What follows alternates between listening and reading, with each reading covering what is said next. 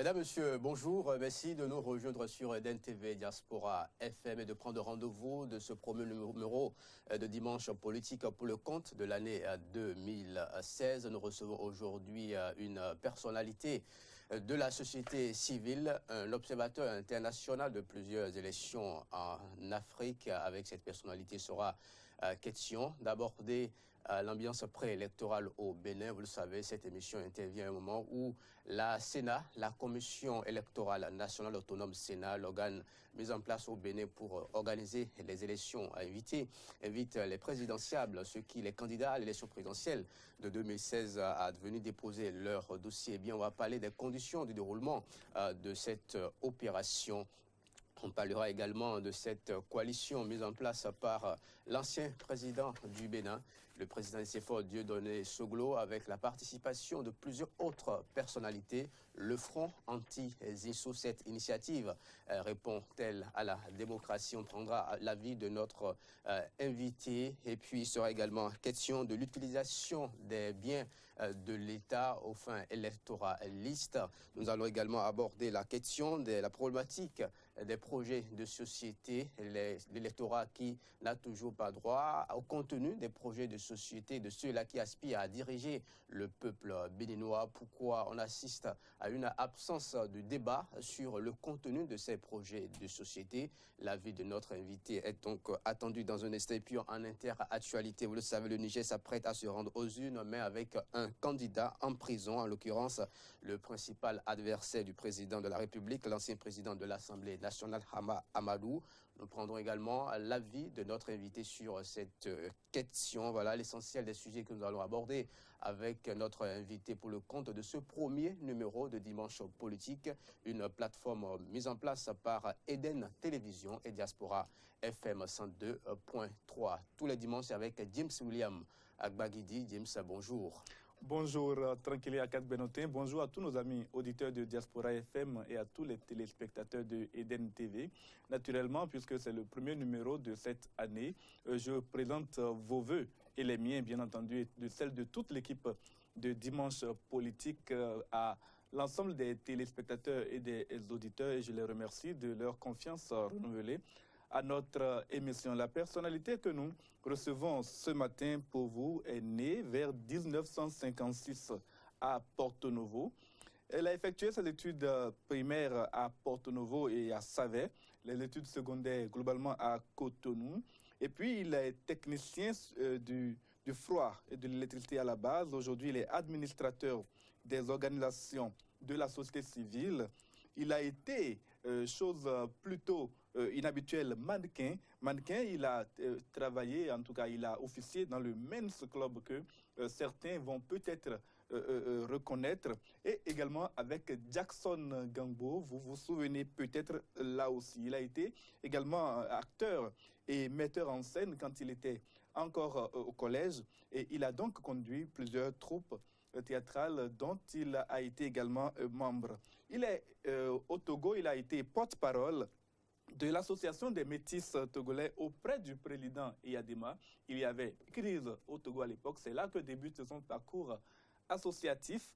Il va adhérer plus tard au GERDES Afrique où il a appris le monitoring des élections et c'est du GERDES Afrique qu'il a créé donc une association, l'association de lutte contre le racisme, l'ethnocentrisme et le régionalisme, Chesti Al-Kher.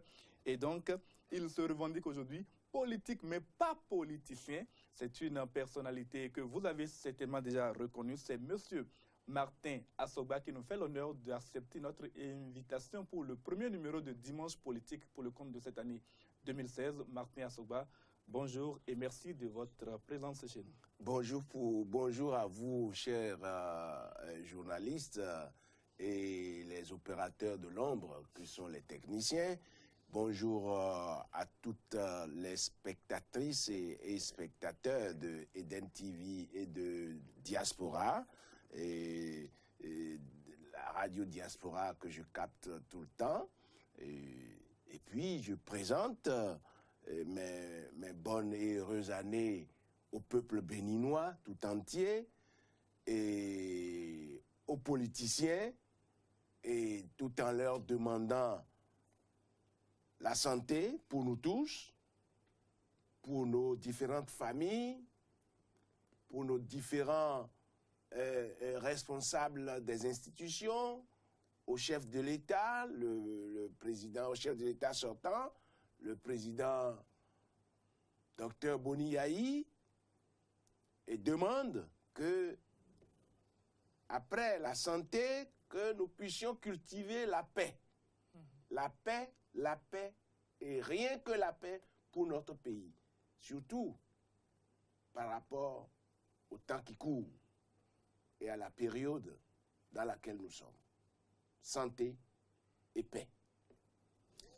Martin Assogba, merci donc d'accepter notre invitation. Est-ce que vous êtes membre, vous êtes président de l'ONG Alcré, est-ce que vous pouvez nous repréciser les domaines dans lesquels l'ONG a ses compétences, puisque aujourd'hui on voit l'ONG sur beaucoup de terrains? Oui, sur beaucoup de terrains, vous savez, on a dit association de lutte contre le racisme, l'ethnocentrisme et le régionalisme. Alors, avec pour objectif la promotion, la protection, la défense des droits de l'homme, la promotion de la bonne gouvernance à travers la lutte contre la délinquance financière et la corruption. Et puis, nous sommes aussi très préoccupés par les questions d'éducation civique et morale, parce que nous avons constaté que la morale a déserté le forum. Beaucoup de jeunes ont perdu leur boussole puisque nos programmes au niveau de l'enseignement ne mettent plus un point d'orgue sur cette question-là, alors que pendant que nous, on était à l'école, au cours primaire, jusqu'à un certain niveau du secondaire, c'était une matière capitale. Et c'est ça qui nous a permis d'avoir un certain nombre de comportements sociétals. Mais toute chose qui manque aujourd'hui, alors nous nous en préoccupons. Et nous avons écrit même des brochures, des documents, des brochures sur l'éducation civique et morale que nous avions envoyés au niveau des ministères chargés de ces questions-là, qui l'ont étudié et qui l'ont adopté. Donc, c'est des documents qui sont au programme. Parce que nous avons travaillé de concert avec des inspecteurs des écoles primaires et secondaires pour que nous puissions présenter un ouvrage de qualité. Et lorsque nous l'avons envoyé aux différents responsables au niveau des ministères, ils ont trouvé que c'est des ouvrages de qualité, puisque nous avons travaillé avec des inspecteurs à la retraite qui ont mis le nécessaire dans ces ouvrages-là pour permettre véritablement que ces ouvrages servent à quelque chose. Et en ce moment, comme nous savons que les jeunes aiment beaucoup les bandes dessinées, parce que nous, en notre temps, on avait les Tintin et Milou, on avait Black, on avait Zambla, toutes choses que nous, on aimait lire pour nous cultiver et en même temps nous éduquer et savoir comment les choses se passent aussi ailleurs. Nous aussi, maintenant, au niveau d'Alcré, d'ici quelques temps, s'il plaît à Dieu, nous allons sortir nos bandes dessinées.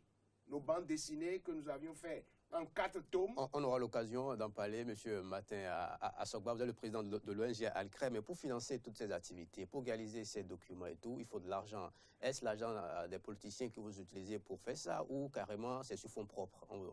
Les téléspectateurs et auditeurs aimeraient bien avoir des précisions par rapport à vos sources de financement. C'est une partie en fonds propres et une partie en fonds que certaines sociétés, je parle des sociétés, nous donnent en aide.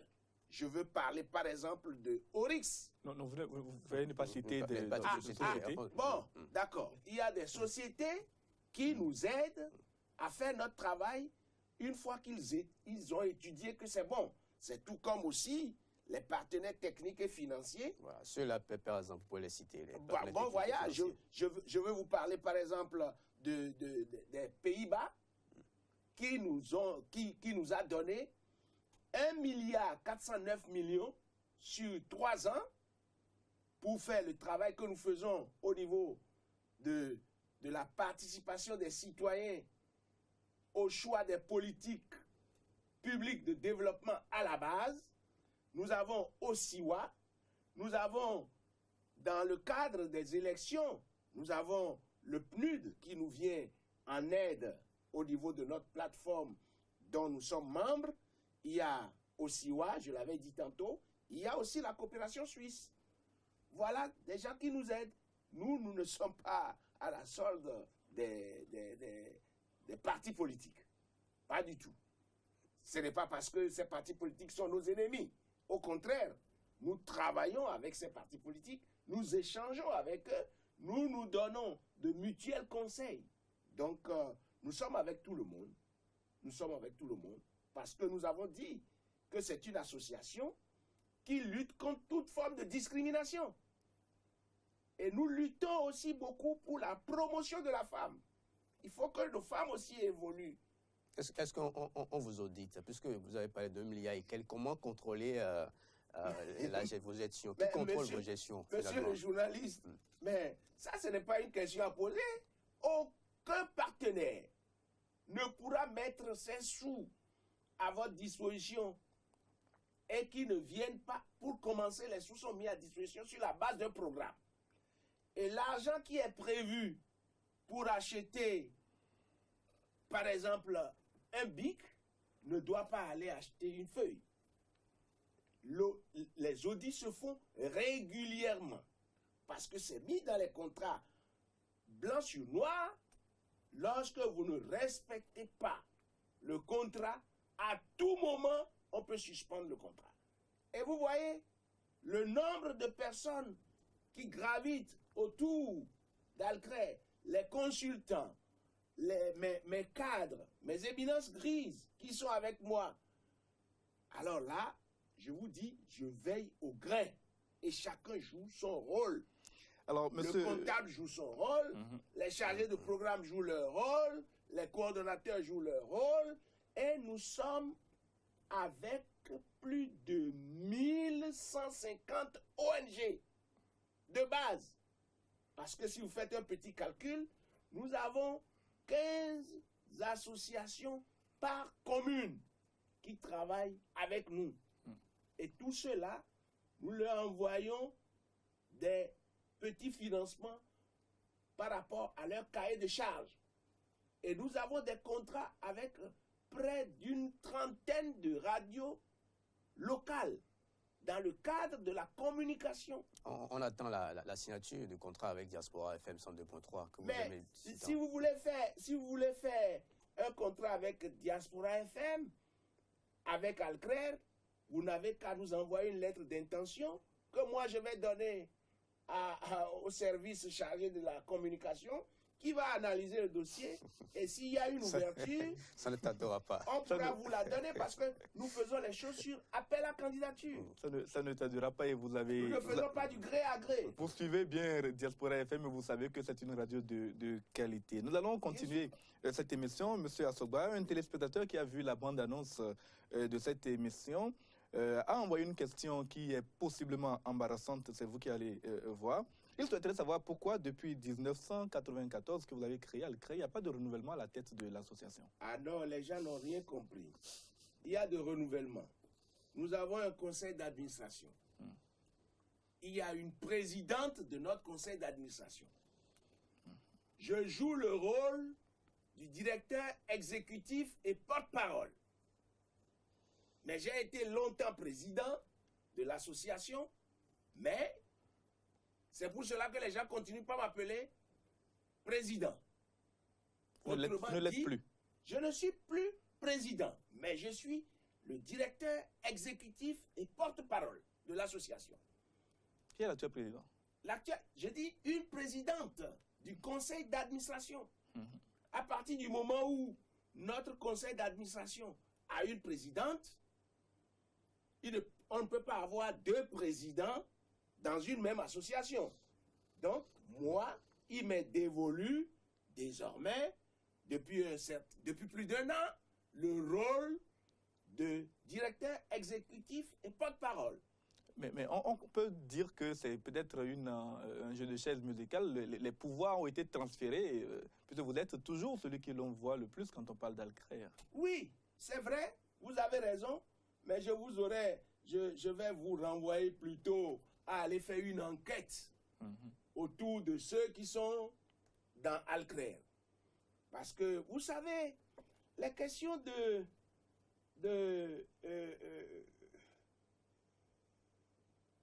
prise de position ou les questions de... Il me manque le mot pour qualifier la chose. Les questions d'activisme, pour être activiste. Mais c'est des choses qui sont nées en soi. Tout le monde ne peut pas être activiste. Tout le monde ne peut pas rester au devant de la scène. Il faut avoir une certaine aptitude. Il faut avoir une certaine foi en ce que l'on fait. Il faut avoir un certain engagement. Mais j'ai beaucoup de cadres derrière moi. Mais vous pensez que tout ce que moi je fais là, c'est moi seul qui le fais? Je ne suis pas un omnipotent. Je ne suis pas un homme orchestre. Non, les gens jouent leur rôle. Venez voir. Nous sommes plus d'une vingtaine à travailler en collaboration avec d'autres structures à l'extérieur, mais les gens préfèrent toujours que je sois au devant de la scène. Et vous pensez que je peux cracher dessus? Non, je ne peux pas cracher dessus parce que j'aime bien ce que je fais et je suis engagé, j'ai l'engagement. Et tout ceci, c'est une question d'engagement aussi personnel. Cela ne s'apprend pas dans une école. Non, vous avez des professeurs d'université qui ne peuvent pas prendre la parole. Vous avez des ministres à qui certains ont écrit des discours, mais qui ne peuvent pas le rendre comme cela se doit.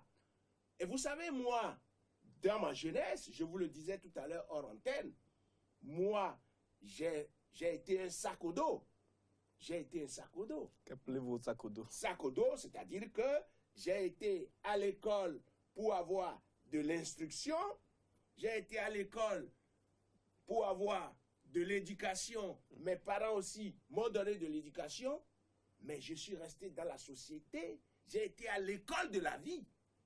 Vous avez été à l'école de la vie, monsieur Matin. J'étais à l'école de la vie. Lorsqu'on vous suit, vous dégagez une certaine énergie, vous en avez même à revendre. Et pourtant, il y a 2 ans, vous avez été victime d'une attaque. Comment vous vous portez aujourd'hui? Ah, mais vous voyez ce que vous dites vous-même. Et ça aurait été une autre personne qui n'a pas été préparée par la nature à jouer le rôle que je joue, que avec l'incident du 9 décembre 2013 qui me laisse encore des séquelles, je suis encore en pleine forme. Et je joue toujours mon rôle et je reste toujours au devant de la scène pour défendre les autres. Parce que moi, je suis né pour être humanitaire. Je suis né pour combattre l'injustice. Je suis né pour combattre l'inégalité. Voilà. C'est pour cela que cette flamme est en moi. Et cette flamme, je l'ai découverte depuis mon enfance. Je vais vous dire, depuis que j'étais en classe du CE1, pendant les fêtes de Noël, c'est moi qui regroupais les enfants de mon âge, de mon quartier, et des environs. On se cotisait pour faire le masque, le caleta. Et on allait d'attaquer, pour ceux qui connaissent bien Porto Novo, on allait d'attaquer jusqu'à Goku pour aller chercher les branchages des palmiers pour venir faire notre couvent. Et nous marchions d'attaquer jusqu'à Adjara pour aller acheter les raffias, le tam-tam, le gond, les cascagnettes, et nous organisions notre fête. Et sous ma gouverne. En conclusion, vous êtes un combattant né, tout simplement. Mais c'est ça, voilà. C'est ça. Et lorsque les gens me posent la question de savoir, mais monsieur Assoba, vous prenez de l'âge, bon, on sait que vous avez toujours de la vivacité, mais lorsque vous ne serez plus en tête d'Alcrer, comment ça va se passer? Je dis, je resterai peut-être un conseiller de l'ombre, et je souhaite vivement que quelqu'un prenne ma place, même là où je suis tout de suite, parce que je commence par être fatigué. Puisque vous savez mon travail, hein, c'est tout comme on dit, Wede Dudo Taino, Wede Dudo Yewe Hosawe, Amadje, Taino Diao, Anadje Asanji. De sorte que il faut que vous ayez ce que vous faites là dans le sang et que vous ayez toute la jugeote et que vous ayez tout le discernement pour pouvoir continuer par faire ce que vous faites. Alors tranquillement parler, M. Assoba. Je suis là depuis, je ne pense pas être déjà pris une fois à défaut parce que je glisse de la société civile dans la politique politicienne. Non, et je fais très attention lorsqu'on m'invite dans certaines activités. Nous allons parler de cette invitation dans un moment parce qu'il y a une invitation à laquelle vous n'avez pas répondu. Nous allons en parler. Mais déjà, tranquillement parler il y a quelques instants de cette agression dont vous avez été victime le 9 décembre 2013. Que sait-on finalement aujourd'hui des motivations et des circonstances de cette agression? Est-ce que l'enquête de police a révélé quoi que ce soit? Bon, mes avocats sont toujours derrière les procureurs qui sont chargés de l'affaire. Je ne sais pas pourquoi, ni mes avocats ne savent pas pourquoi le premier qui était en charge du dossier, je veux parler du magistrat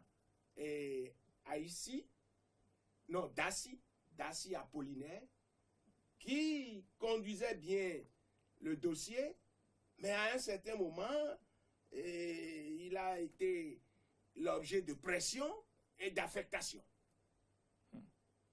Objet de pression et d'affectation. Bon, on nous dira que... C'est peut-être une coïncidence. On nous dit... Ah, bon, voilà. On nous dira que c'est peut-être une coïncidence. Mais moi, je pense que celui qui l'a remplacé depuis ne m'a jamais invité à venir me dire, voilà à quel niveau se trouve le dossier. La dernière fois, l'année dernière, parce que nous sommes en 2016, là, en 2015, le Bénin, à travers le ministère de la Justice, avait été invité aux Nations Unies pour venir présenter la situation des droits de l'homme au Bénin, en Suisse. Vous comprenez? Mais on avait posé les questions qu'on avait posées à notre gouvernement à travers le ministère de la Justice. Il était question de savoir à quel niveau se trouvent les enquêtes sur l'assassinat manqué de M. Martin Assoba, président de Alcrer. Mais arrivé là-bas, qu'est-ce que les gens ont pu répondre? Pour ne pas répondre correctement, qu'est-ce qu'ils ont dit? Ils ont dit que le dossier est pendant devant les tribunaux. Dossier pendant devant les tribunaux, alors que celui qui est en charge du dossier ne bouge pas.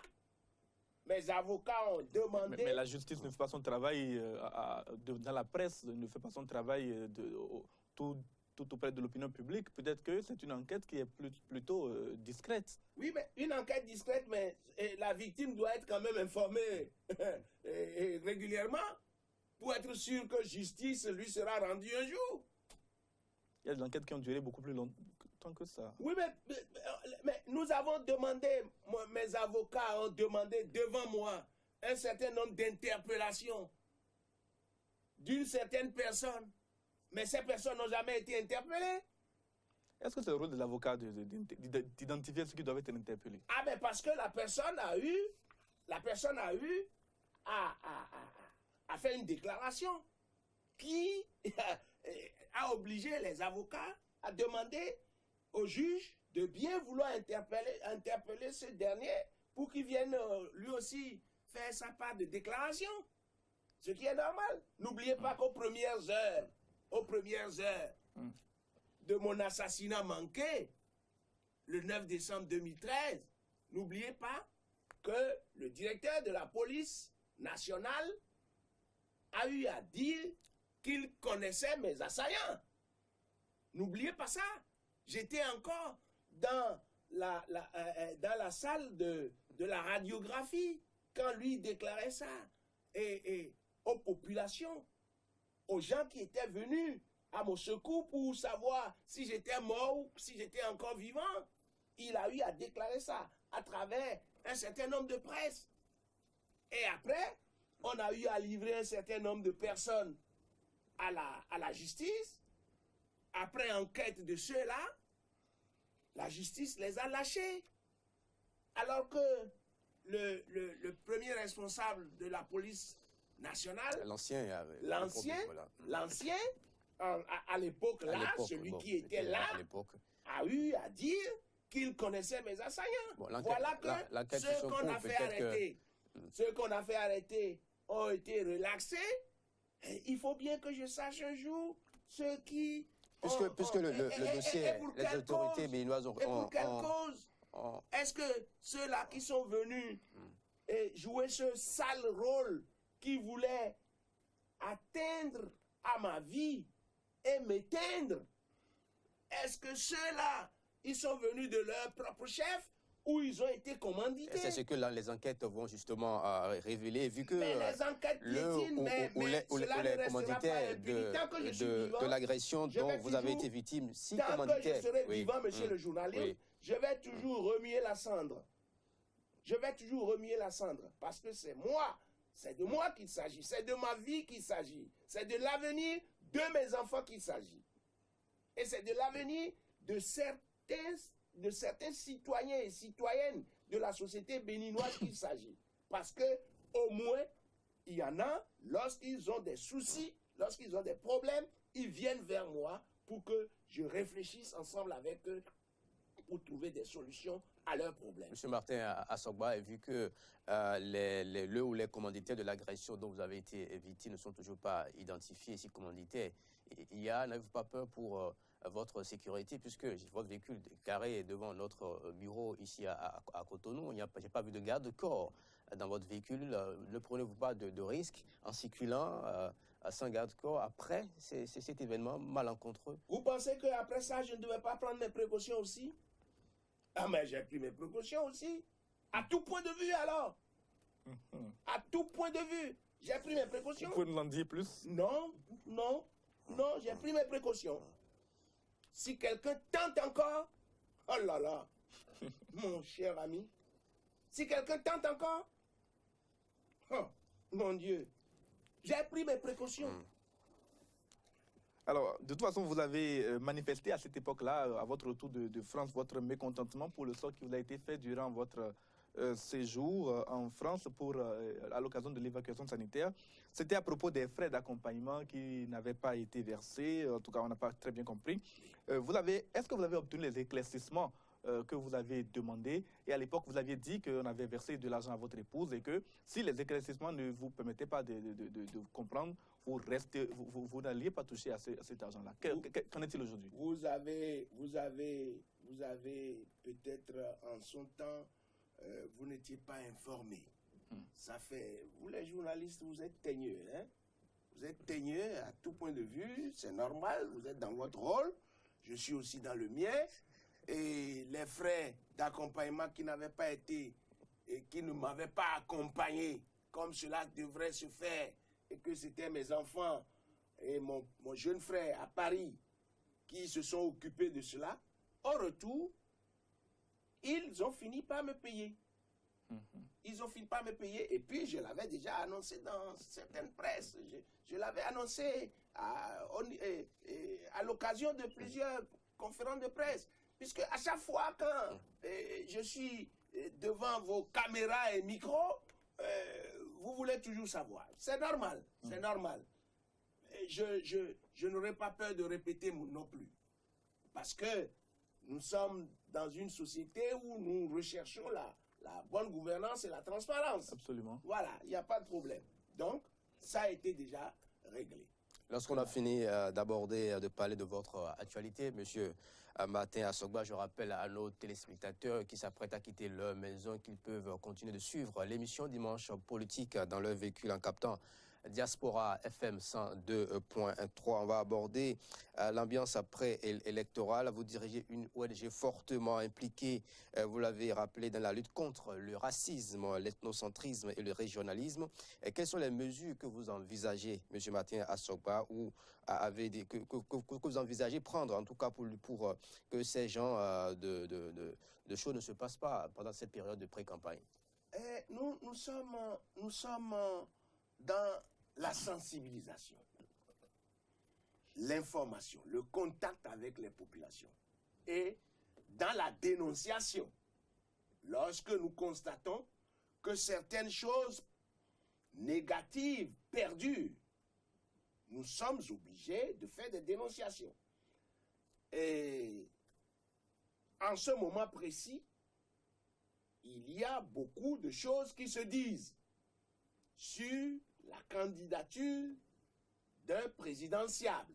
Nous y reviendrons, mais déjà parlez-nous des activités que vous menez pour que le racisme, l'ethnocentrisme, le régionalisme. Les activités que nous menons, c'est que je suis invité à travers les médias, sur les différentes radios. Par exemple, vous m'avez invité avant-hier, vous avez voulu que je sois là, et je dis, si c'est des questions qui concernent le pays, qui concernent la démocratie, qui concernent les droits de l'homme, les libertés, je suis toujours là. Et c'est pourquoi je demande aux uns et aux autres de prier pour moi pour que j'ai toujours la santé de venir m'exprimer. Les Béninois prient pour vous. Je sais que beaucoup de Béninois prient pour moi.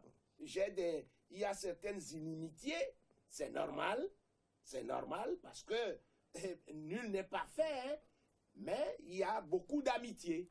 Et c'est grâce à ces amitiés et à ces différentes prières de la part des gens que je ne connais pas du tout. Mais c'est pour cela que j'ai toujours le courage de continuer. Et je continuerai autant que faire se peut, tant que j'ai la santé. Donc nous sommes dans l'information, l'éducation. Nous demandons la tempérance en toutes choses. Nous demandons que les gens réfléchissent, que nous soyons flexibles, ne restons pas raides,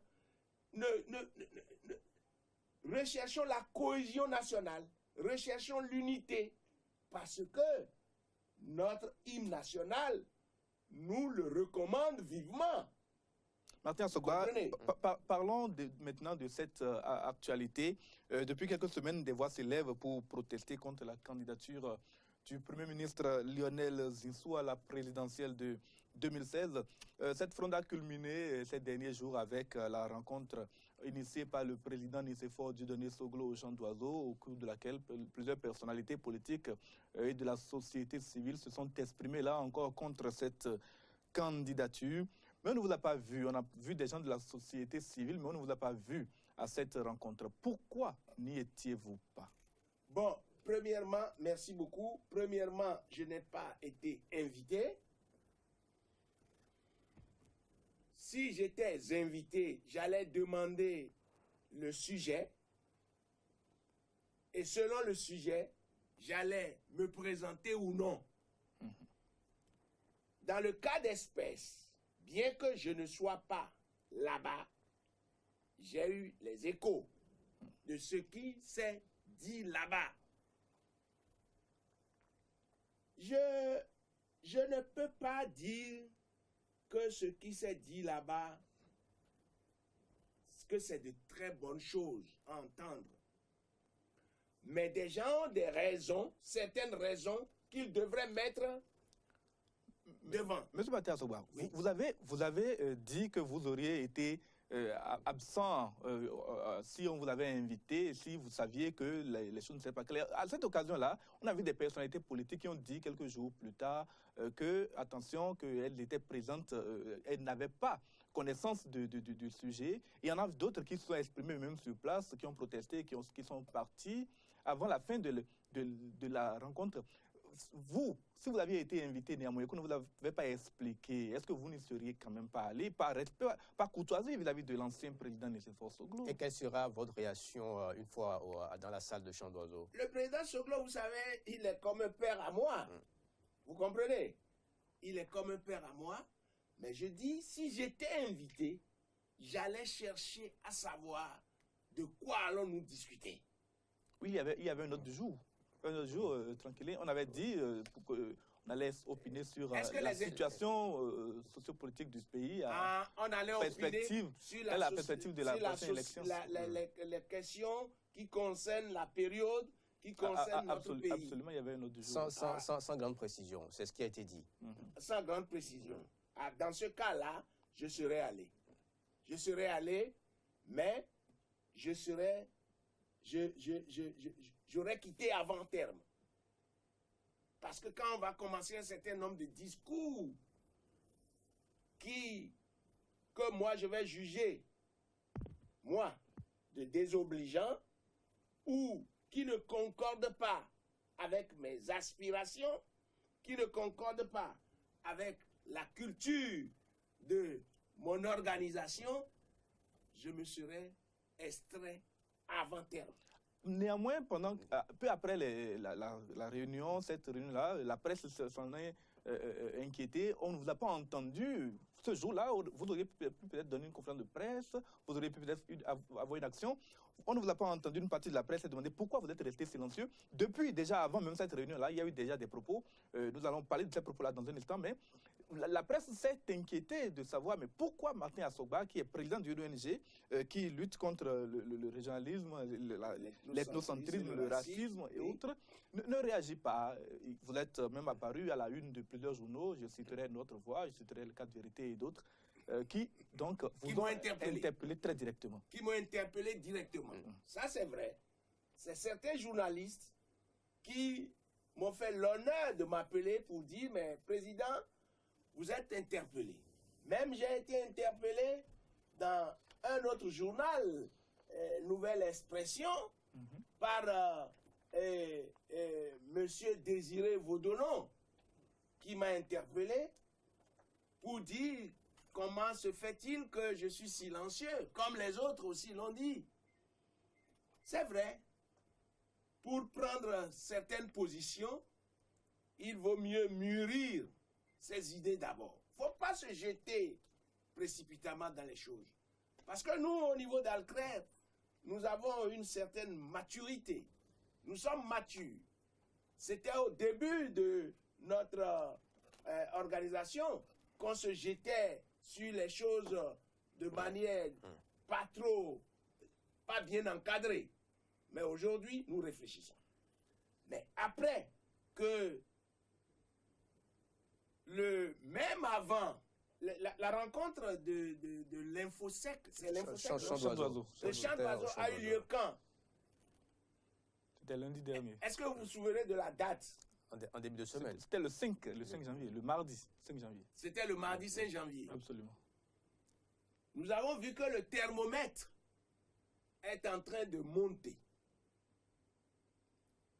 Et nous avons vu et entendu que c'est de grandes personnalités, des sages de notre pays qui ont fait cette sortie.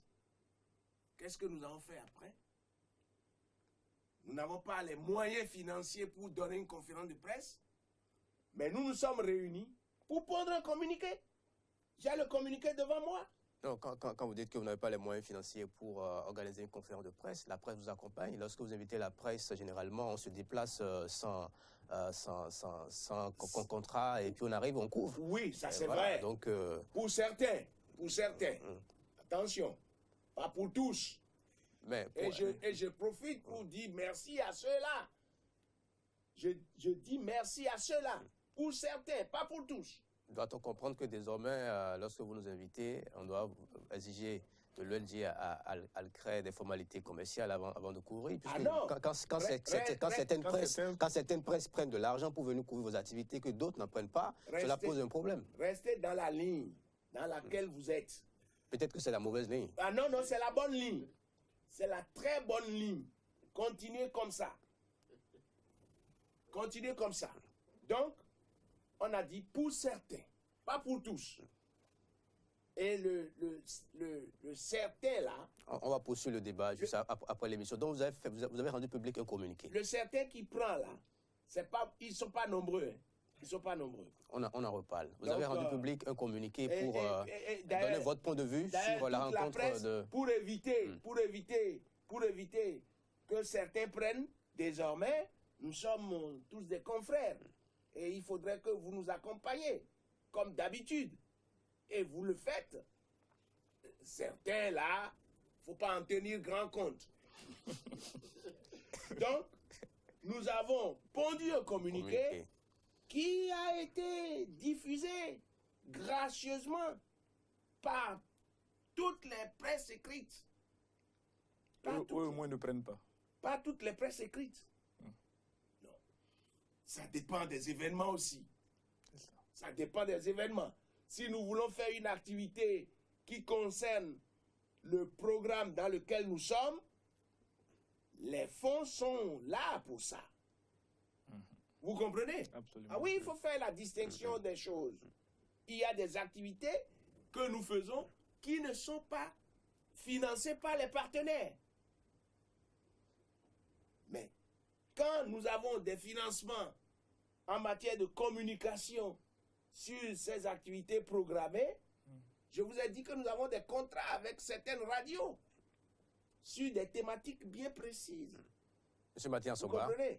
Donc, nous avons pondu un communiqué. Oui, et quelle est la teneur de ce communiqué? Puisque beaucoup de Béninois n'ont pas Nous avons dit que depuis plusieurs mois, le Bénin, notre chère patrie, vit au rythme de l'élection présidentielle du 28 février prochain. Il en découle une atmosphère sociopolitique tendue, née de la volonté des différents animateurs de la vie politique à réussir, à l'issue de cette compétition électorale, à conquérir le pouvoir d'État au soir du scrutin. Dans cette logique, cependant, l'ONG Alcré note avec regret la multiplication d'actes et de propos d'une gravité condamnable en raison de ce qu'ils portent en eux les germes de la division, de la stigmatisation et du rejet de l'autre. Il en est ainsi au regard des propos susceptibles d'être qualifiés de haineux, xénophobes et racistes, portant sur l'origine ou la couleur de peau proférée lors des sorties publiques et médiatiques de certains acteurs politiques ou non. Conformément à sa vision d'œuvrer à l'émergence au Bénin d'une société où règne avec harmonie la fraternité, la tolérance, et où chacune et chacun exprime pleinement son potentiel, sans crainte d'être jugé et rejeté sur la base de son ethnie, à ce niveau du communiqué, sa religion, sa race ou son appartenance politique, l'association de lutte contre le racisme, l'ethnocentrisme et le régionalisme ancré condamne avec fermeté tous les propos et actes tendant à remettre en cause le droit fondamental de certains compatriotes de jouir dans toute leur plénitude des droits liés à leur citoyenneté béninoise. C'est d'ailleurs le lieu de rappeler qu'en son article 36, la Constitution du 11 décembre 1990 impose comme devoir suprême à chaque Béninois, candidat ou non, de respecter et de considérer son semblable sans discrimination aucune et d'entretenir avec les autres des relations qui permettent de sauvegarder, de renforcer et de promouvoir le respect, le dialogue et la tolérance réciproque en vue de la paix et de la cohésion nationale. M. Mathias Sogba, à ce niveau du communiqué, on comprend aisément que l'ONG Alcré ne partage pas le point de vue de ceux qui pensent que Lionel Zinsou, carrément, partage le point de vue de ceux qui pensent que Lionel Zinsou est victime d'attaques xénophobes. Absolument. Absolument. Et rejette en bloc les propos tenus au Chant d'Oiseau Absolument. le mardi. Absolument. Je n'étais pas sur place, mais c'est ce que les journaux ont rapporté que j'ai écouté. C'est ce que la presse a dit que nous avons écouté et nous avions analysé. On n'était pas sur les lieux. Vous comprenez? Lionel Zinsou, il est béninois. Il est béninois.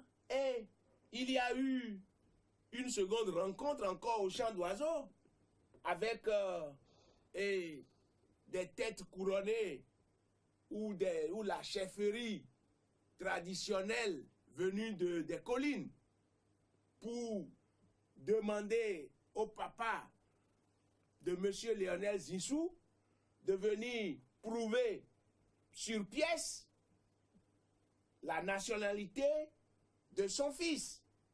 Mais ça aussi, c'est de la discrimination. Ce qu'on est en train de refuser au premier groupe, mais c'est ça que le second groupe aussi a fait. Ça, c'est de la discrimination. Parce que M. Lionel Zinsou, fils du docteur René Derlin Zinsou, est béninois. Nous savons qu'il est provenant, il est de l'ethnie Mahi. Mais la question dont on parle aujourd'hui ne concerne pas que les Mahis. C'est une question d'ordre national. Pourquoi ils doivent venir demander qu'on puisse venir prouver la nationalité du monsieur? C'est de la discrimination aussi de leur part. Et ça aussi, je le condamne avec les miens.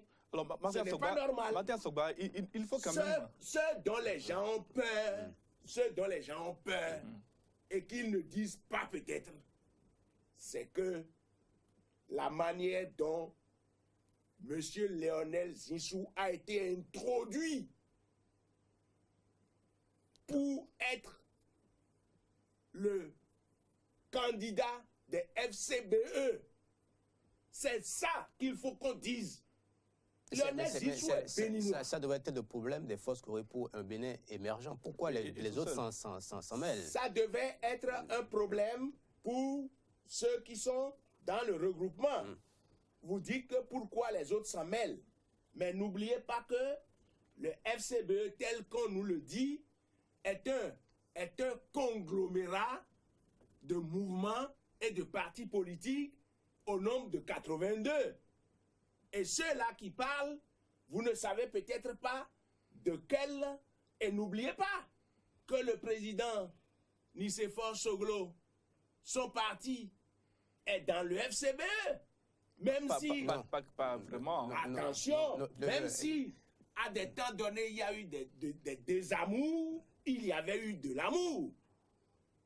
Ah oui, s'il y avait eu un temps de désamour, il y avait eu de l'amour. N'oubliez pas que des gens de la RB ont été ministres dans le gouvernement pendant oui, mais les deux quinquennats. officiellement, la Renaissance du Bénin ne s'est pas incrustée dans la coalition Force pour un Bénin émergent. Mais écoutez, dis-moi qui tu hantes, dis-moi qui tu hantes, je te dirai qui tu es.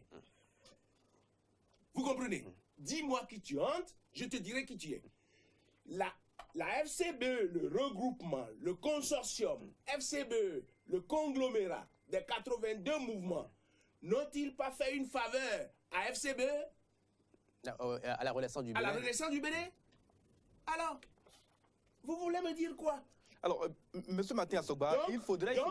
Excusez-moi, monsieur le journaliste, permettez-moi d'aller au bout de mes idées. Alors, je dis, ceux-là aussi, quelque part, doivent avoir une certaine accointance avec la FCBE. Alors, au lieu de dire les choses comme nous sommes, excusez-moi du terme, comme nous sommes tous des hypocrites dans le pays, et que nous ne cultivons que le mensonge, et que nous ne voulons pas aller droit au but, et qu'on nous dit dans ce pays que la politique, c'est l'art de savoir mentir, alors que la politique devait être l'art de savoir gérer la cité pour le mieux-être de tout le monde, au lieu de dire, nous sommes nous ne sommes pas d'accord à cause du fait que le monsieur, on le fait et il tombe dans la soupe comme un chevet et que lui n'a pas participé avec eux aux différentes luttes dans le pays et que lui, il n'a jamais défendu les Béninois par rapport aux questions des droits de l'homme, aux questions de la démocratie. Mais de ce côté-là, ils ont raison. Mais à mettre la question de la couleur de la peau dans le débat, je dis, je ne suis pas d'accord. Mais à dire que le monsieur n'a pas combattu, moi j'ai combattu. En 2006, au moment où Boni est venu en 2006, quel combat il a fait? Moi j'ai combattu, je vais vous dire le combat que Yahi Boni a fait. Moi, j'ai combattu même l'entrée de certains ministres au gouvernement. Des ministres qu'on a nommés qui ne sont pas connus du grand nombre. Des ministres qui viennent de nulle part. Des ministres qui tombent comme des cheveux dans la soupe. Mais donc, vous aurez pu combattre l'arrivée dans ce gouvernement de Lionel Zinsou. Et on les fait ministres. Je dis, mais ceux-là, ils ont mené quel combat? Ils ont mené quel combat? Et lequel a mené Lionel Zinsou? Quel combat Lionel Zinsou aurait mené? Vous n'avez pas lutté contre son entrée au gouvernement. Vous n'avez pas mené de combat contre son entrée au gouvernement. On l'a fait. Le chef de l'État a dit, pour ce que nous avions appris, que c'est lui qui a géré la table ronde de Paris. Vous en avez les preuves. C'est le chef d'État qui a parlé. Est-ce que vous, en tant que président de l'ONG Alcré, vous avez fouillé et trouvé qu'effectivement c'est lui qui a géré l'activité et entrée à la table ronde de Paris? Ceux qui étaient à Paris l'ont dit. J'en ai approché certains qui l'ont dit. Et ils l'ont dit à suffisance. Et cela suffit pour être parachuté à la primature? Justement, cela ne suffit pas pour être parachuté à la primature. Et c'est de ça qu'il faut parler plutôt que de parler de la couleur de sa peau. Qu'on veuille ou pas, Lionel Zinsou, il est binational. Il a la nationalité française et la nationalité béninoise. Mais Lionel Zinsou n'a pas grandi au Bénin. C'est ça qu'il faut mettre en exergue. Lionel Zinsou ne connaît pas les réalités du Bénin. Quand il fait ses allers-retours, cela ne signifie pas qu'il connaisse le Bénin. Lionel Zinsou n'a jamais fait la lutte de conquête de la démocratie. Lionel Zinsou n'a jamais fait la lutte de l'enracinement de la démocratie. Mais maintenant, il est venu et on nous dit que c'est lui qui doit être président. Et je n'ai pas amené le premier communiqué. On n'a pas dit qu'il doit être président. Attendez. Déjà, par rapport à ce que disent le regroupement dont le président de la République est à la tête, le samedi dernier, on m'a téléphoné pour dire « Ah, président, est-ce que vous avez vu ce qui se passe? On a placardé, on a mis des grandes pancartes de FCB à l'étoile rouge. Bien qu'il y avait un ghost lot terrible, j'ai pris ma voiture avec certains. Nous sommes allés vérifier où ils ont mis après Y, c'est Z. C'est-à-dire après Yahi Boni, c'est Zinsou. Non, ils ont le droit de dire ce qu'ils veulent, mais c'est le peuple qui vote. Non, ils ont le droit de dire ce qu'ils veulent, mais pas en ce moment. Pas en ce moment, parce que la campagne n'est pas encore ouverte. Nous avons un code électoral. Avez-vous dénoncé ça? Ah, mais bien sûr, j'ai sorti un communiqué dessus, mon cher ami. Je n'ai pas amené le communiqué ici, ça quoi vous aurez vu? Ça a été relayé abondamment par certaines radios. Ça a été relayé abondamment par certaines radios. Et puis nous avons envoyé le communiqué à tous les responsables de nos institutions. Au président de la RAC, au président de la Cour constitutionnelle, au président de la Sénat. Nous le leur avons envoyé. Vous pouvez vous rapprocher d'eux et vous allez savoir. Martin Sogba, revenons. Ce dont on a peur, et qu'on ne dit pas, c'est que nous ne voulons pas que Lionel Zinsou, notre compatriote qui n'a pas vécu dans son pays de naissance, mais qui est resté dans son pays maternel, qu'est la France, y a grandi et a maintenant double nationalité. La France est tout pour lui, moins que le Bénin, parce que c'est la France où il est resté. C'est là-bas qu'il a fait ses études, c'est là-bas qu'il a grandi. Il connaît mieux la culture française que la culture béninoise. Et on dit, il va être président. Des gens ont peur. Nous avons tous peur. Parce qu'il aura tendance, il a 2 nationalités. Mais c'est la France qui est tout pour lui, moins que le Bénin. Quand il sera président chez nous ici, bien qu'il soit béninois, mais son cœur va jouer pour qui le plus?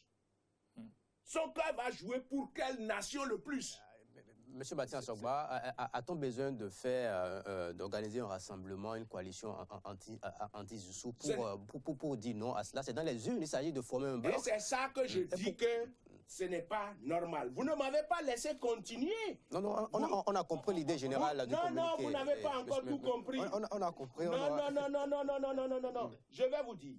J'ai dit, le processus électoral ne doit pas être une occasion de tension inutile, mais une fête démocratique, nous permettant de choisir dans la sérénité, la liesse, ceux qui sont à même de conduire le Bénin à la prospérité.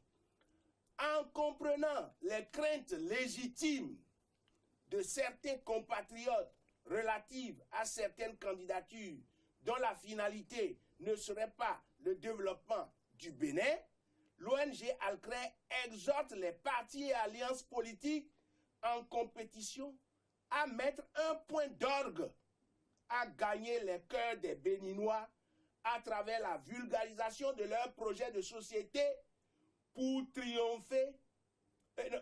faire triompher leurs candidats au soir du scrutin présidentiel. Elle encourage, je parle d'Alcré, tous les candidats à la magistrature suprême à cultiver la tolérance, le dialogue et la paix pour surmonter leurs différends et réitère sa volonté d'accomplir sa mission de veille citoyenne tout au long de ce processus électoral afin que la vérité des urnes soit le reflet de la volonté du peuple. Que chacun de nous se rappelle ces quelques lignes de notre aube nationale. Jadis à son appel, nos aïeux sans faiblesse ont su avec courage, ardeur, plein d'allégresse, livrer au prix du sang des combats éclatants. Cette partie, au moins, nous la connaissons. Accourez vous aussi, bâtisseurs du présent, plus fort dans l'unité chaque jour à la tâche pour la postérité. Construisez sans relâche. Monsieur Bastien Sogba. Oui, monsieur le journaliste. Au Champ d'Oiseaux de Cotonou, le mardi dernier, après plusieurs heures d'échanges, la coalition dénommée Anti-Zoussou a sorti un communiqué faisant le point des recommandations. Entre autres recommandations, on parle de transition. Le Bénin est-il en crise pour qu'on demande au peuple béninois d'opter pour une transition? Quel est votre point de vue sur cette recommandation de cette coalition? Je ne suis pas d'avis. Je ne suis pas d'avis parce que le Bénin n'est pas en crise. Le Bénin n'est pas en crise. Et nous devons tout faire. Il est bien vrai que le thermomètre est en train de monter. Mais nous devons tout faire pour le rabaisser. Plutôt que de parler de transition. Nous devons aller aux élections le 28 février. Et une fois qu'on aura élu un président véritablement des urnes, le président nous dira comment est-ce que nous devons nous mettre ensemble pour revoir les différents tests querellés dans notre pays. En l'occurrence, la Constitution. Et beaucoup d'autres choses. Mais la Constitution d'abord. Parce qu'il y a trop de pouvoir qu'on a donné au premier magistrat. Ce n'est pas normal. Le pays n'est pas la propriété d'une seule personne, même quand il est élu par le peuple. et ceux dont les gens ont peur. Les autres parlent de chaos. Les autres parlent de chaos. Les gens ont peur de dire qu'ils ne sont pas d'accord que M. Lionel Zinsou soit leur candidat. Ça, c'est leur problème. Mais sur le plan macro, nous devons tous savoir que si le président, si M. Lionel Zinsou est président, il faut qu'il soit président véritablement par les urnes. Nous ne voulons pas un président nommé d'avance et nous ne voulons pas un président imposé. Voilà. Et c'est à ça que les différents candidats doivent s'atteler. Nous aurons 15 000 bureaux de vote. Il faudrait que chaque candidat arrive à placer un observateur dans chaque bureau pour que leur suffrage leur soit comptabilisé. C'est ça le conseil que moi j'ai à leur donner. Monsieur Martin Parce Assoba, que je dis, si Lionel Zinsou devient président, il aura beaucoup plus, parce qu'il y a un rapport Védrine, dont il a été acteur de la réflexion, où il y a un pan de ce rapport qui dit comment est-ce que la France doit tout faire pour reprendre le contrôle des États africains. le contrôle des États africains. Mais je vous dis, Monsieur Lionel Zinsou, Laissez les Béninois. Béninois. C'est aux Béninois de décider qui sera président ou non. Si les Béninois décident de lui accorder leur confiance, ils le feront. C'est de ça que je parle. Et c'est de ça que je dis, nous ne sommes que des sachants. Nous faisons la veille. Nous sommes intéressés par le développement de notre pays. Nous sommes intéressés par l'enracinement de la démocratie dans notre pays. Nous sommes intéressés par le président qui doit connaître la souffrance des Béninois et venir à leur secours. Et c'est pourquoi je dis, tous ceux qui font les suscitations des différents candidats, ils n'ont qu'à être prêts à s'organiser. Nous aurons 15 000 bureaux de vote, à peu près 15 000 postes de vote, parce que nous ne parlons plus de bureaux de vote avec notre nouveau code. Nous aurons beaucoup de centres de vote dans lesquels seront logés beaucoup de postes de vote. Ils n'ont qu'à s'organiser, tous ceux qui les suscitent là, à se positionner dans chacun des postes de vote. Il y aura 15 000. La dernière fois, quand des candidats sont sortis dans les différents stades pour dire « je suis candidat déjà », nous avons vu la liesse des gens derrière eux. Ils n'ont qu'à s'organiser pour être dans les bureaux. Le message est ils ont sûrement compris. Il y a d'autres sujets vraiment intéressants. Ça fait partie de nos messages. Oui, pour éviter des contestations fantaisistes. Ils ont compris le message. Qui est passé. Vous avez certainement observé également que la pré-campagne actuelle fait l'objet de l'usage des moyens de l'État par ceux qui sont au gouvernement. Et on a aussi, de l'autre côté, dans l'opposition, une certaine catégorie de candidats qui ont des moyens économiques colossaux qui sont également, semble-t-il, déployés. Qu'est-ce que vous pensez de ces deux phénomènes? Premièrement, le 31 décembre déjà, nous avons fait un point de presse pour dénoncer la violation du code électoral, dont nous avons parlé des fonctionnaires, des ministres qui vont à des meetings précoces, illégaux, avec les moyens de l'État. Nous l'avons déjà dénoncé. Et ça a été abondamment relayé. Par rapport à ceux qui ont les moyens colossaux, mais il reviendra à la Cour des comptes, non, à la Chambre des comptes de la Cour suprême, et de réagir. Parce que chaque candidat, selon la loi, devrait pouvoir déposer un budget de campagne. Tout ça, c'est cadré.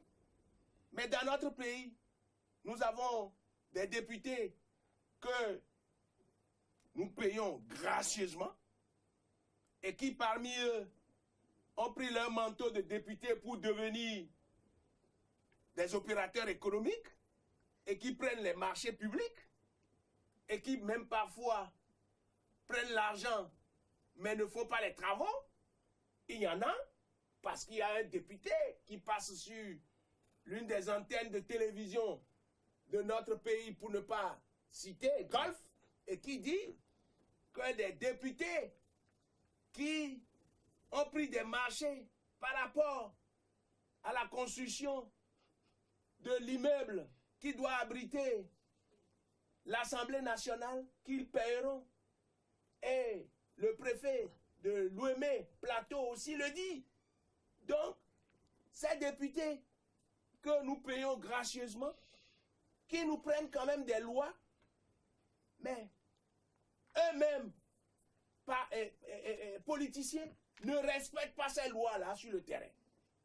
Au nom de quoi ils ne veulent pas qu'on dénonce. Et lorsque nous dénonçons, on nous traite de jaloux. On nous traite de n'importe quoi. Nous, on n'est pas de n'importe quoi.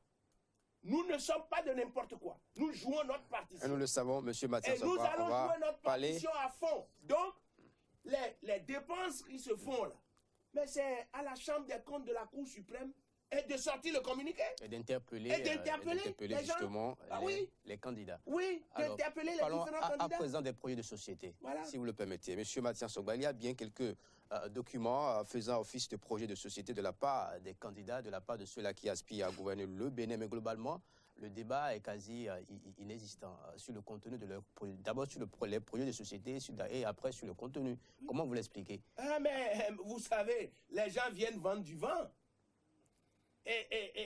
Bon, il y a certains, quand même, qui, je ne veux pas faire de la publicité pour un candidat ici, mais lorsque nous voulons parler des choses, nous sommes obligés de donner des exemples. Ce n'est pas que moi, je roule pour X ou Y. Bref, je ne donnerai le nom de personne, mais je sais qu'il y a certains qui ont déjà sorti leur papier. Il y a certains qui ont déjà sorti leur papier. Et il y a certains qui disent, je sortirai mon papier, mais voilà ce que je veux faire, mais je le mettrai en orchestre une fois que vous me donnez la possibilité d'être élu. Voilà. C'est comme ça que ça se passe sur le terrain. Parce que nous suivons, hein. Attention, moi je veille au grain, hein. Je veille au grain, parce que à chaque fois je suis interpellé. Mais Mathias Sogba, l'inexistence de débat ou bien l'insuffisance du débat autour des projets de société, c'est aussi la conséquence de la loi électorale qui interdit globalement aux partis et aux candidats d'entretenir ces discussions, notamment dans la presse, avant, dans la période de pré-campagne, avant le démarrage de la campagne électorale proprement dite. Donc, à partir de 6 mois avant les élections, plus personne ne doit dire ce qu'il entend faire, ce qu'il veut faire. Voilà la loi qui interdit de faire... Monsieur le journaliste, nous avons la dernière fois fait un colloque avec le ministre Akines, qui nous a réunis autour d'un projet pour réfléchir autour de la question de l'unité nationale. Il y a une association qui s'occupe de la question et régulièrement je suis invité et je vais à ces débats-là. Mais nous avons analysé la dernière fois la Constitution, nous avons analysé le code électoral, nous avons vu qu'il y a des défaillances. Autant il y a des défaillances maintenant dans la Constitution que nous avons éprouvée depuis 25 ans, autant il y a des défaillances dans le code électoral qui ne vient que de sortir. Maintenant que nous l'avons éprouvé, il faudrait que rapidement, que ça fasse aussi l'objet de débats à partir du nouveau régime. Parce qu'il y a trop de choses dans le nouveau code qui ne cadrent pas avec la réalité. Parce qu'on dit 6 mois avant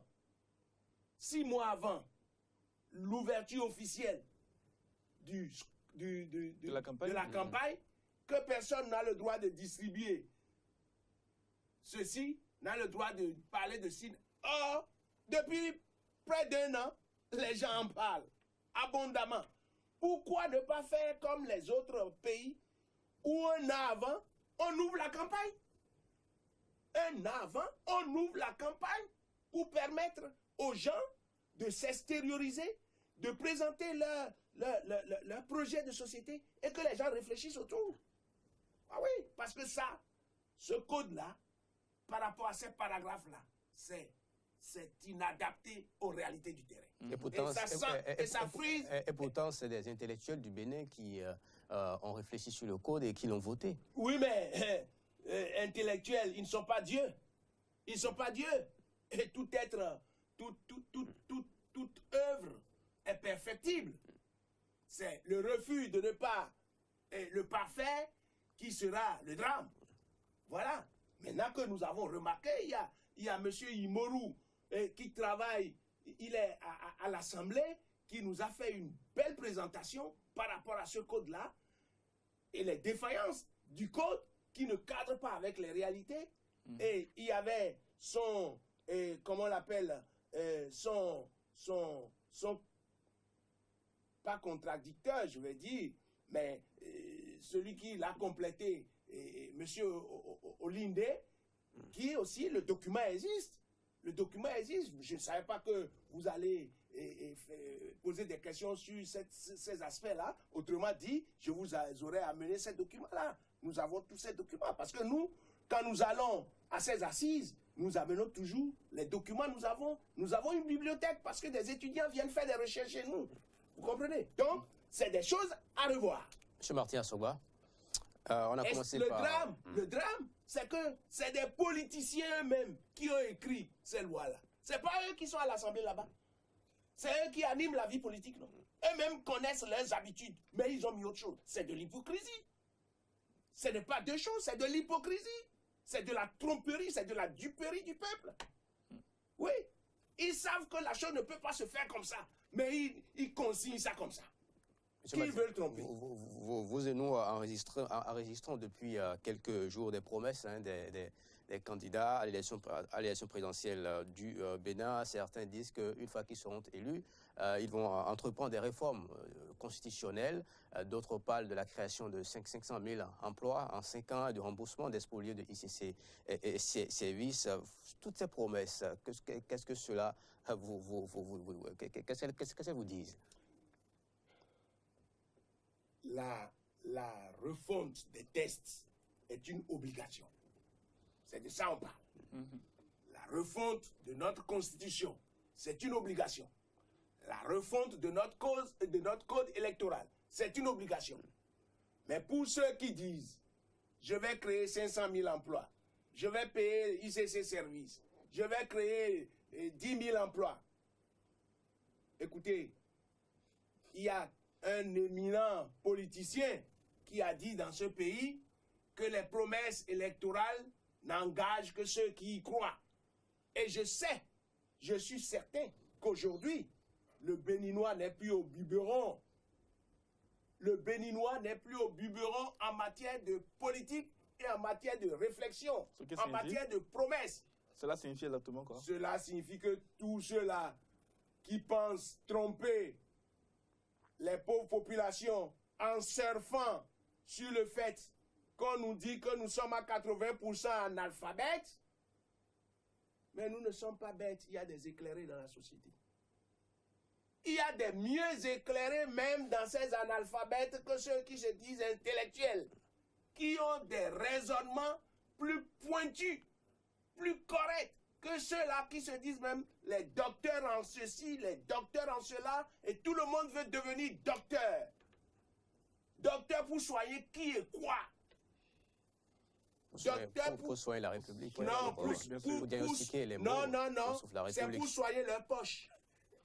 C'est pour soigner leur poche et leurs proches.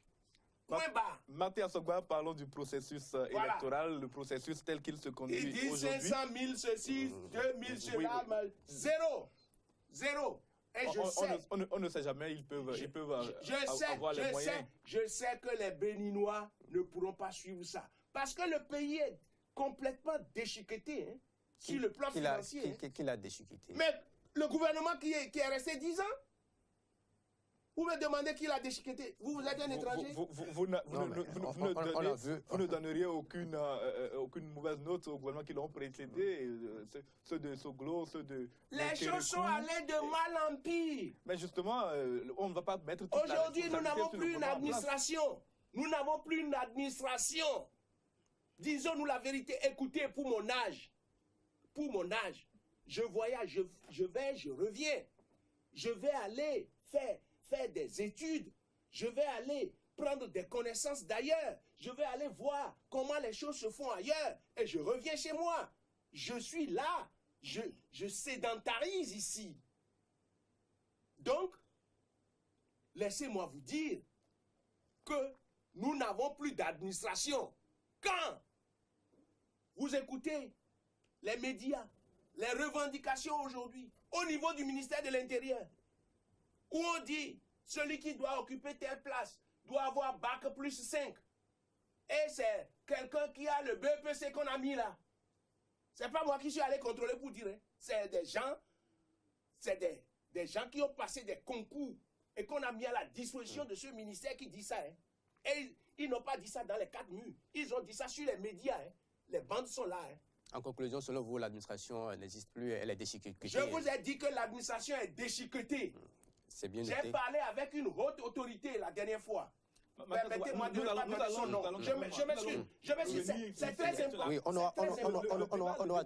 aura d'autres occasions. On va vous offrir d'autres occasions pour mieux parler de ces problèmes liés à l'administration de notre pays. Il faut mieux en parler maintenant aussi. Non, on aura l'occasion. Question de gouvernance et nous allons vous inviter. Notre administration aujourd'hui est trufflée de militants au détriment des méritants. On aura l'occasion d'en parler. Monsieur Martin, et vous voulez une administration performante. Au nom de quoi? Nous allons parler du processus électoral. À l'heure où nous parlons ici maintenant, il y a certainement des candidats qui sont déjà allés à la Sénat ce matin déposer leur candidature. Depuis hier, en tout cas, ce processus a commencé. Tout se déroule dans le bon ordre. Et quel est votre sentiment? On voit que les choses se déroulent bien. La Sénat a reçu la LEPI. Il n'y a pas eu de contestation de la LEPI, en tout cas, par ma connaissance, hormis Chabib Sika qui a dit quelque chose qui va sortir un livre. On ne sait pas le contenu de ce livre-là. Et puis, est-ce qu'aujourd'hui, vous avez confiance dans le processus qui est en train d'aller à son terme comme ça? Chabib Sika a sorti un livre. Le livre n'est pas encore sorti. Il veut sortir un livre. Parce qu'aujourd'hui, il n'est plus au biberon de Yahi. C'est ça, non? Nous ne savons pas. Ah, mais il est en désamour avec le président Yahi. C'est pour cela maintenant il veut sortir un livre. Il a été membre de COS LEPI avant, non? Est-ce qu'il est jamais venu nous dire que la LEPI n'est pas bien? Il n'a jamais dit ça? Il n'avait jamais dit ça? Il y avait quand même quelques problèmes entre lui et à l'époque, membre du COS LEPI, qui avait dit que si jamais la LEPI était prête à une date donnée, qu'il mettait sa tête à couper. Il mettait sa tête à prix. Oui, et il avait eu raison. Ah bon, il avait eu raison. Il avait dit ça parce qu'il n'était plus bien avec le gouvernant. À l'époque, non. À l'époque, non, pas encore. Si, ça a commencé tout doucement par s'effriter. Laissez tomber. Nous aussi, on suit. Ils savent que nous savons. Et à la Sénat aujourd'hui, les candidats déposés le dossier. La Sénat, oui, mais la Sénat, moi j'ai écouté mon cher ami et le président Tiando. C'est quelqu'un que je connais bien, avec qui je discute beaucoup. Je dois même aller le voir très bientôt pour voir comment les choses se passent. Mais déjà là, il y a certains candidats qui ont amené des dossiers, on a dit que les dossiers sont incomplets. C'est ça, non? Ceux-là, Darda, normalement, on ne devait même plus recevoir leur dossier. Darda, on ne devait plus recevoir leur dossier. La loi ne dit pas ça. Écoutez, la loi ne dit pas ça. Mais soyons dans une logique. Pour quelqu'un qui aspire à gouverner notre pays, à gouverner 10 millions d'âmes, le communiqué est sorti. On a dit ce qu'il faut faire. On a dit ce qu'il faut amener. Vous ne vous apprêtez pas correctement pour vous amener les trucs à moitié. Ça signifie que vous devez être déclassé. Ça, c'est votre avis. Oui, c'est mon avis. C'est mon avis. Ça signifie que c'est des gens qui ne sont pas réfléchis. Et votre avis maintenant par rapport C'est des gens qui ne sont pas conscients de leur rôle. Vous voulez aller à un examen. On vous dit voilà les pièces à fournir. Vous amenez la moitié des pièces. Ça signifie que vous n'avez pas appris votre leçon. Point barre. Monsieur Mathieu Sogba, votre avis maintenant par rapport à ces candidats-là qui attendent le dernier jour pour venir déposer leur dossier. Pourquoi attendent-ils le dernier jour pour écoutez, je ne suis pas candidat, mais c'est de leur droit. C'est de leur droit. Je ne suis pas candidat, mais c'est de leur droit. Personne ne peut leur nier, leur refuser ce droit-là. Pourvu qu'ils ne tombent pas dans l'impasse. Et un mot sur la caution, 15 millions. 15 millions. Est-ce que c'est trop peu. C'est trop peu. Moi, je trouve que si nous devons faire les choses et que nous devons refondre les tests, ce qui est sûr, en son temps, combien nous serons invités à ces assises-là. Au moins, il faut porter notre caution entre 30 et 50 millions. Vous êtes resté raisonnable. Et cela entre 30 et 50 millions. Cela réglera quel problème en ce moment? Ça va régler le problème de pléthore. Vous pensez que 30 millions, c'est ça, 30-50 millions, ça va empêcher des gens des poids plumes de ce... Il y aura moins de suscitation. Parce que vous savez, il y a beaucoup qui veulent se présenter là. Il y a des candidats de grande gabarit qui vont payer pour eux. Hein. Il y a des candidats de grande gabarit qui vont payer pour eux. Hein. Dans des zones pour émietter les voix de certains, et qu'au second tour, qu'on dise que, bon, maintenant, ils supportent X ou Y. Ou il y en a qui vont vendre leur maison pour se présenter maintenant, pour se prévaloir de mettre sur leur carte de visite ancien candidat à la présidentielle de 2016. Parce que le Béninois, c'est ça, il aime, les titres ronflants. Au lieu de travailler. C'est un titre, ça. C'est un titre. Ah, quand il arrive candidat malheureux. Eh bien, candidat malheureux, mais candidat quand même. Lors des recrutements au niveau de l'administration, des institutions internationales et tout ça, on n'a jamais vu, en tout cas, ce point-là, ce critère-là. Voilà, il faut être candidat, il faut avoir participé à l'élection présidentielle. Au moins, il va avoir une entrée mieux que toi, mieux que moi, mieux que lui, mieux que nos techniciens de l'ombre ici. Lui pourra avoir une entrée plus facile avec le président qui sera élu. Parce qu'il dira qu'ils ont été collègues du même examen. Voilà qui est bien intéressant. Parlons d'actualité internationale rapidement. On aurait dû aborder deux sujets, mais déjà le premier, je crois, celui qui concerne la France, les propos de Nicolas Sarkozy. On en a parlé quand nous parlions donc de ce rapport entre la France et le candidat. Il y a quelque chose que vous ne m'avez pas laissé développer par rapport à la candidature, par rapport à la crainte que les gens ont de la candidature. Lié alors cette crainte-là à la déclaration de Nicolas Sarkozy. De notre frère Zissou. Hein? En 1 minute 30. Ils ont mobilisé 12 000 milliards. Contrairement aux 60 000 milliards dont on nous a parlé, ou bien combien, je ne me souviens plus. Mais le chiffre exact qu'ils ont eu à mobiliser, c'est 12 000 milliards. Et les 12 000 milliards, c'est prévu que des entreprises françaises qui viendront s'installer au Bénin, on doit pouvoir leur donner des marchés jusqu'à concurrence de 8 000 milliards sur les 12 000 milliards. C'est-à-dire les 2 tiers. Vous avez eu les documents Nous avons des informations. Les informations ne suffisent pas pour... C'est ça la crainte. Vous avez les documents. C'est ça la crainte des gens. C'est ça la crainte des gens. C'est ça la crainte des gens.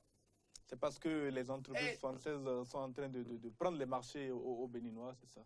Mais cela ne pourrait être que ça. Vous ne voyez pas déjà les choses qui se passent? Vous ne voyez pas les contentieux qui sont ouverts? Où on dit ne vous en faites pas, continuez? Vous ne voyez pas ça? On voit très bien. Parlons donc du Niger. Et lorsqu'on me dit que notre frère Zissou a été conseiller du président depuis 2006, c'est ça, non? De 2006 à 2011. De 2006 à 2011, il a essayé de son conseiller. Mais moi, je me demande ce qu'il conseillait à notre président. Pour que la gestion soit comme ça, parce qu'il paraît que c'est un féru de l'économie. Il y a eu d'autres férus de l'économie autour du président Boni Yayi ou bien il donnait des conseils qu'on ne suivait pas, peut-être. Ou de mauvais conseils, on ne sait jamais. Parlons du Niger. Le Niger s'apprête à se rendre aux urnes un peu comme nous, mais ils iront un peu plus tôt avec un candidat en prison. Ils iront le 31, je pense. Si je ne m'abuse. Il y a un candidat en prison, l'ancien Premier ministre et ancien président de l'Assemblée nationale, Amadou. Qu'est-ce que vous pensez des conditions d'organisation de cette élection? Est-ce que la démocratie au Niger est entravée? Parce que l'affaire pour laquelle Amadou est en prison est une affaire qui n'est pas une affaire politique. Oui. Ce n'est pas une affaire politique, c'est une affaire pénale. Mais ils l'ont mis en prison parce que l'autre a peur de lui, de son ascendance. Ce n'est pas deux choses. Vous savez que les politiciens, lorsqu'ils sont à un niveau plus fort que l'autre, ils veulent l'écraser aussi. Tout comme lui aussi, pendant un certain temps, avait eu à écraser certains. C'est comme ça. Il est en prison, mais il est candidat. Oui, il n'est pas condamné. À partir du moment où il n'est pas condamné, comparons son cas au cas de notre grand frère.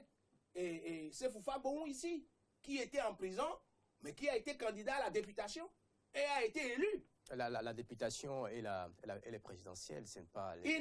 Non, le problème, ils ne sont pas condamnés. Donc, ils ne continuent pas à jouir de leur droit de choses-là. Comment on dit ça? Le droit civique. De leur droit civique. C'est ça. S'il était condamné, il ne pourrait pas être candidat. On allait rejeter sa candidature. Mais il n'est pas condamné. Merci à vous. Votre conclusion, M. Martin Assogba, il a fait 90 minutes. Ma conclusion, je voudrais faire une citation de notre premier président de la République. Je veux parler du président Hubert Maga, qui dit ceci.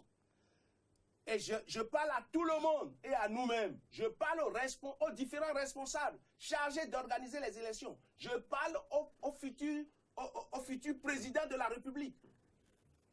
Il dit ceci. Sachez que sur terre, il n'existe que des maîtres du moment, des élus de l'époque, des intouchables de l'instant, des timoniers du temps. Bref, le temps est le plus sage de tous les conseillers. Il est le maître de celui qui n'a pas de maître. Il faut rire de tout. C'est vous dire que devant les grandes décisions, je parle maintenant aux institutions chargées d'organiser les élections. C'est vous dire que devant les grandes décisions, situation de la vie, souvenez-vous d'hier et pensez à demain, car la nature dans sa comptabilité reste incorruptible et aucune facture ne restera donc impayée. La nature est juste. Donc, sachons raison garder. Ne faisons pas le forcing parce qu'aujourd'hui, c'est nous qui nous trouvons là et on va faire de l'injustice comme on en trouve là. Chacun payera. C'est compris. Et je demande à tout le peuple béninois d'être tranquille. Les candidats, disposez vos surveillants. La loi vous en donne le droit. Disposez des observateurs dans chaque bureau de vote pour qu'ils puissent vous totaliser vos suffrages afin que vous puissiez faire des réclamations sur des bases correctes. Merci Martin Assogba, vous l'avez dit, aucune facture ne restera impayée, Toutes les personnes impliquées dans le processus électoral doivent jouer judicieusement leur partition. Nous avons parlé au cours de cette émission de l'actualité de Martin Assogba, président de l'ONG Al-Cré. Nous sommes revenus brièvement sur son séjour en France après l'attentat dont il a été victime. Nous avons parlé de l'ONG Al-Cré, nous avons parlé de la campagne électorale, de l'agitation de pré-campagne, de la manière dont le candidat Lionel Zinsou est perçu et est décrit par une certaine partie de la classe politique. Martin Assogba n'est pas du tout d'accord pour les propos qu'il qualifie de xénophobes. Néanmoins, il estime que ce candidat ne répond pas réellement aux critères pour diriger le Bénin d'un autre point de vue, parce qu'il le voit plus proche de son pays maternel que de son pays paternel. Et puis pour finir, Martin Assogba a conclu en disant qu'aucune facture ne restera impayée. C'est à l'adresse des membres des institutions chargées de l'organisation du processus électoral, mais aussi à l'adresse du futur président de la République et de tous les citoyens béninois.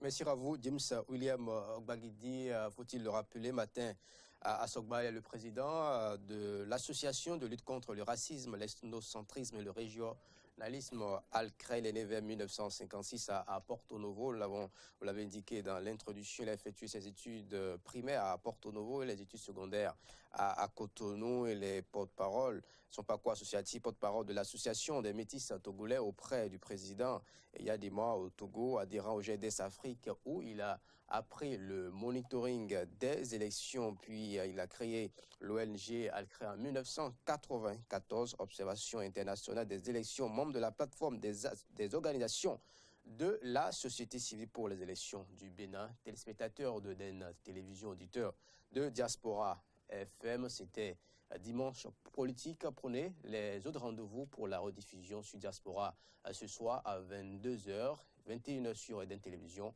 À bientôt.